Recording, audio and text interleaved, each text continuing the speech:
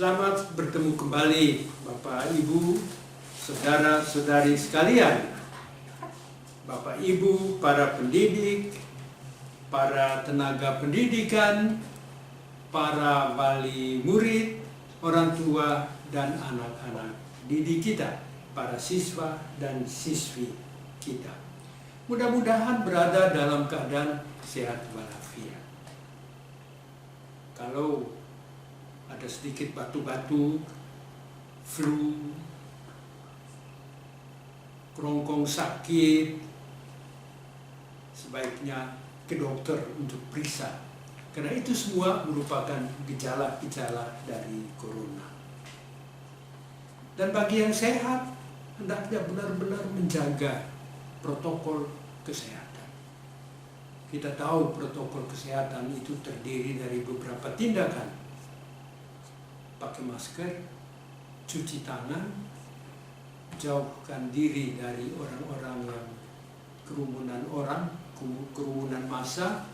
Sudah itu makan dengan makanan yang bergizi dan lain sebagainya. Itu harus kita jaga. Rasa-rasanya kalau kita baca di medsos-medsos, di media-media sosial, juga dalam siaran-siaran televisi, corona ini belum menurun, corona belum hilang, walaupun sudah ditemukan vaksinnya. Karena itu orang menasihatkan, daripada tidak tahu dengan pasti obat apa yang mujarab, obat apa yang pas, karena masih ada polemik, masih ada diskusi juga mengenai vaksin-vaksin itu. Maka tidak ada lain, yang paling baik adalah kita menjaga diri kita masing-masing dari penularan virus corona itu. Kita menjaga diri, kita menjaga keluarga kita, kita menjaga orang tua kita, teman-teman kita, dan menjaga murid-murid kita. Itu yang baik. Kita harus betul-betul komit untuk itu dalam masa pandemi corona ini. Saya mengucapkan selamat hari kelahiran Yesus dan tahun baru pada Anda semua. Saya mengucapkan selamat Natal, hari kelahiran Yesus, bagi semua penganutnya. Dan selamat tahun baru bagi kita semua pendidik, kita semua tenaga pendidikan, orang tua, wali murid, dan siswa-siswi, anak-anak didik kita, yang berada di tiap-tiap koordinator, dari Air Molek sampai dengan yang berada, sekolah-sekolah yang berada di Rupat, yang berada di Balam, Kudap, Selat Panjang, dan lain sebagainya. Selamat Pesta Natal. Bapak, Ibu, saudara-saudari sekalian yang terkasih, bagi saya ada dua kata kunci dari kata ucapan di atas. Yang pertama adalah kata lahir, dan yang kedua kata tahun baru. Kalau ingat judulnya, saya beri judul dari renungan ini adalah lahir baru di tahun baru.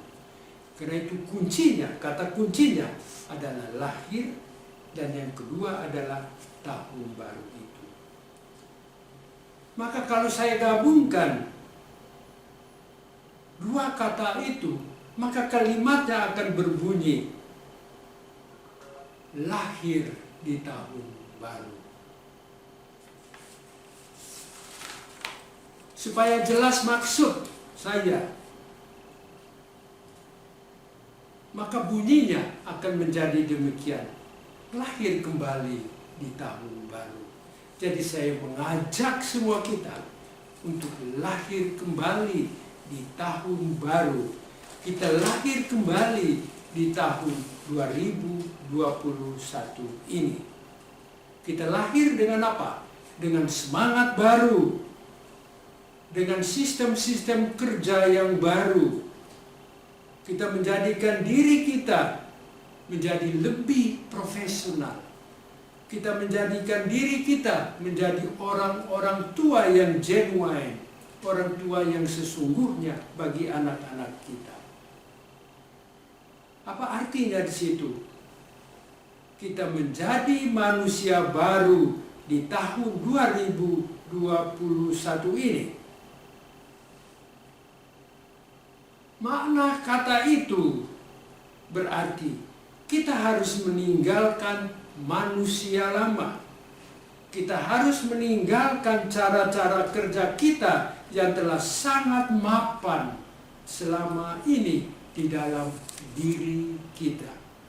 Sehingga kita tidak gampang untuk berubah, sehingga kita tidak gampang untuk menyesuaikan diri dengan perkembangan zaman itu. Bagi kita yang sudah mapan, kata inovasi itu sama sekali jauh. Itu hanya merupakan kata-kata yang bunyi kosong, tetapi tidak kita wujudkan. Dengan ini tekanan saya adalah bahwa kita harus maju, kita harus berlahir kembali dalam profesi kita. Misalnya, saya ungkapkan dengan pertanyaan, apakah kita sudah menjalankan SCL ketika kita mengajar bagi anak-anak didik kita? Apakah kita sudah mengajarkan dengan mempergunakan metode-metode yang menyenangkan anak didik kita, dan lain-lain? Saya kira kita harus mengakui dengan jujur sekali, dalam pengamatan-pengamatan saya, sepengetahuan saya, kita masih tetap menjadi manusia lama. Kita belum menjadi manusia baru. Hal-hal itulah yang harus kita wujudkan dalam tahun 2021 ini.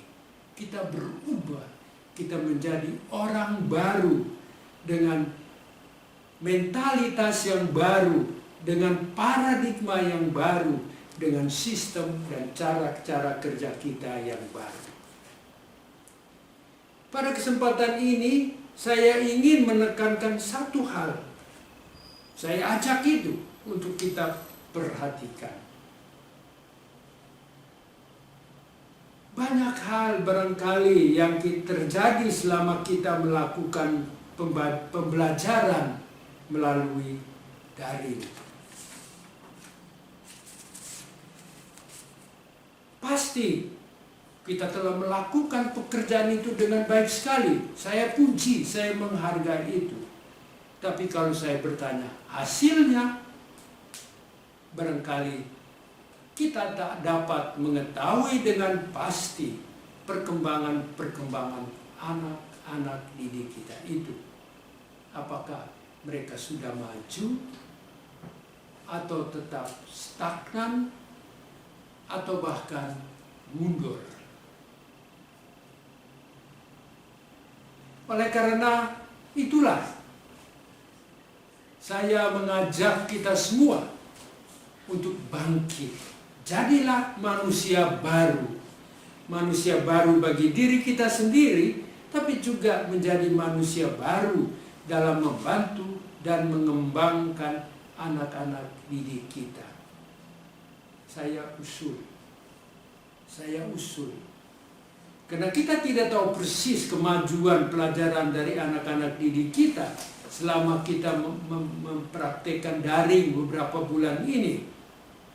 Maka ketika nanti kita mulai belajar dengan tatap muka, kita jangan langsung mulai buka buku anak-anak selama daring. Saya, Bapak, Ibu guru sudah mengajar ini. Jangan.